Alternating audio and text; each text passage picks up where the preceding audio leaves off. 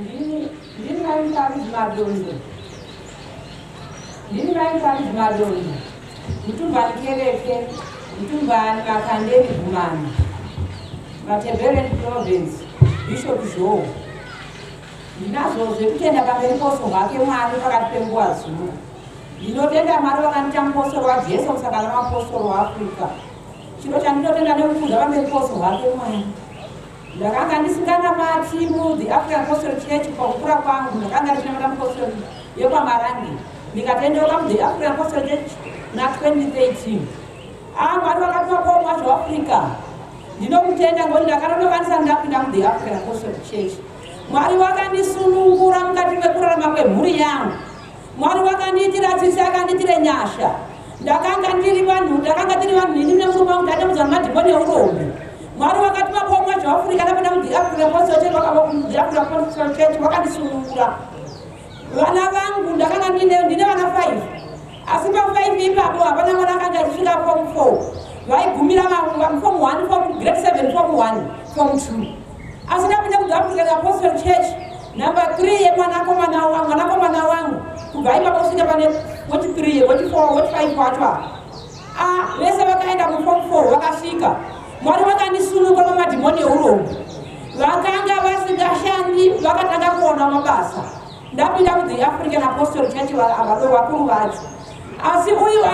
vakasara kuenda kuchikoro Mwari vakati vapomwa zveAfrica vakandisunungura vakamurwira mwanakomana wangu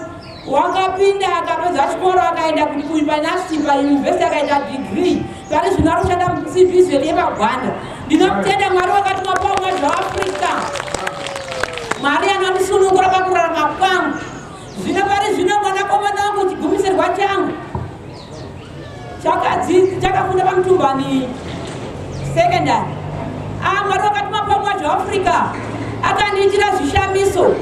akanyora form 4 yake last year but 1 akabuda ne7 subjects dzake ndiye akaita hesti pachikoro chemutumbani ndinomutenda Mwari vakati vapomwa zveAfrica ingo zvino ari kudzidza pamupopo ndinomutenda Mwari vakati vapomwa zveAfrica akandisunungura ipapo pandakanga ndisatanamata ndakanga ndisina imba yekutopinda yekugara ndaigara mudzimba chimba chemapango Mwari vakati vapomwa zveAfrica akandisunungura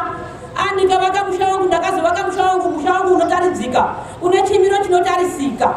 ndinomutenda Mwari vakati vapomwa zveAfrica uyu chino chandinotenda nekukudza pamberi poso hwake Mwari vakati vapomwa zveAfrica ndakanonoka ndisati ndamuziva zvino ndachikumbira Mwari vakati vapomwa zveAfrica kuti vana vangu varege kutambudzwa namadhimoni eurombe madhimoni eupengo madhimoni ebarika arege kutera nevana vangu vakaroora vana vangu dzimba dzavo dzichengetwe dzivakirwa musoro pedombo ndichikumbira mwanakomana wangu second born mwanakomana anofarira zvenyika anongosiya mhuri yechienda kumbonogara kuda rimwe rikesheni chisiye mukadzi nevana zvino ndokumbira Mwari vakati vapomwa zveAfrica kuti zvaakamudzosa mukati memba yake ava kugara nemhuri yake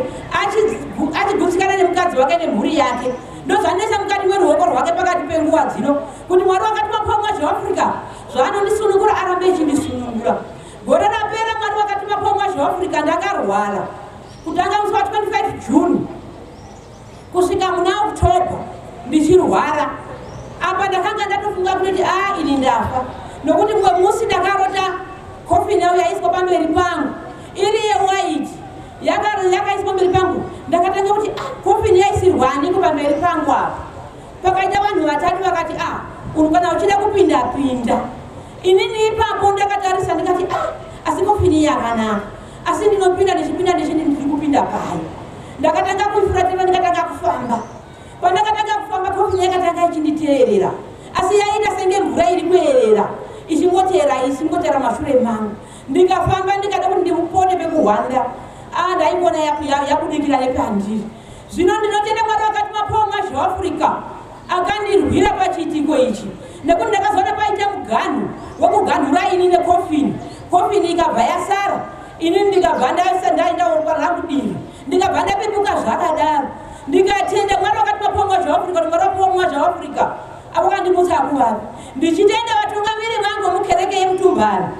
Mwari vakati vapomwa zveAfrica vakabata basa nemi vakanditeurira ndikamuka kuvakafa. Ndakanga ndatogowa nhumbi kuti ini ndafa ini, ndatoti iwe uchatora ichi muzochengeta vana, ndatopedza zvese. Asi Mwari wakati mapomwa zveAfrica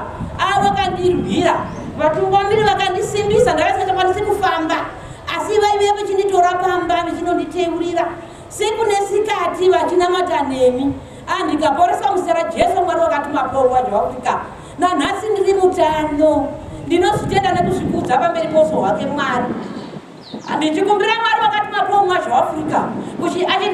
achindiganhurira Satani weshuga pamusoro poupenyu hwangu, kuti shuga ngaiparadze pamusoro poupenyu hwangu, ndirambe ndiri mutano, ndirambe ndine upenyu hune utano. Mwari achindichengeta muThe African Apostolic Church, ndichimunamata ndichienda mberi kusvika pakuguma kwangu kwenyika. Ndafa, Mwari asandisiya ndiri ndoga, ndizorodzwe ndiye Mwari. Ndichitenda Mwari akatichengeta mukereke yemutumba negumano redu. Vose vanorwara